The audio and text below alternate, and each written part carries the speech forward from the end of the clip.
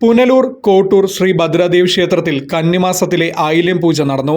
നിരവധി ഭക്തജനങ്ങളാണ് ആയില്യം പൂജയിൽ പങ്കെടുത്ത് അനുഗ്രഹം നേടാനായി കോട്ടൂർ ശ്രീ ഭദ്രാദേവി ക്ഷേത്രത്തിലേക്ക് എത്തിച്ചേർന്നത്. കന്നിമാസത്തിലെ ആയില്യം പൂജ കണ്ടു തൊഴുതാൽ അത് ഒരു വർഷത്തെ നാഗപൂജ തൊഴുന്നതിന് തുല്യമായാണ് കണക്കാക്കുന്നത്. നാഗശാപം ഒരാളുടെ നാശത്തിന് കാരണമാകും എന്നാണ് പറയപ്പെടുന്നത്. തലമുറകളോളം മനുഷ്യരെ പിന്തുടരുന്ന നാഗശാപത്തിൽ നിന്നുള്ള രക്ഷയ്ക്കും മറ്റ് പ്രതിവിധികൾക്കും പകർച്ചവ്യാധികളെ പ്രതിരോധിക്കുന്നതിനും കന്നിയായില്യം തൊഴുന്നതും വ്രതമെടുക്കുന്നതും സഹായിക്കുമെന്നും വിശ്വാസമുണ്ട്.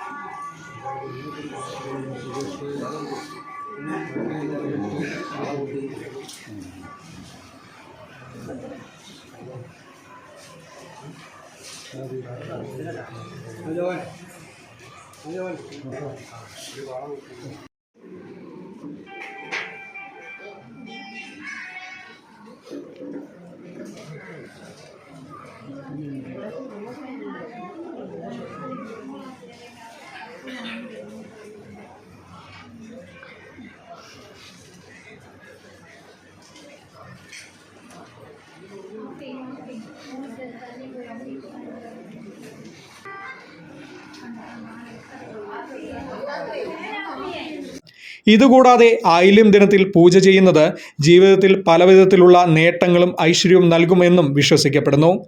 കോട്ടൂർ ഭദ്രദേവി ക്ഷേത്രത്തിൽ നടന്ന പൂജാ ചടങ്ങുകൾക്ക് തിരുമേനി മിഥുൻ പോറ്റി മുഖ്യ കാർമ്മികത്വം വഹിച്ചു.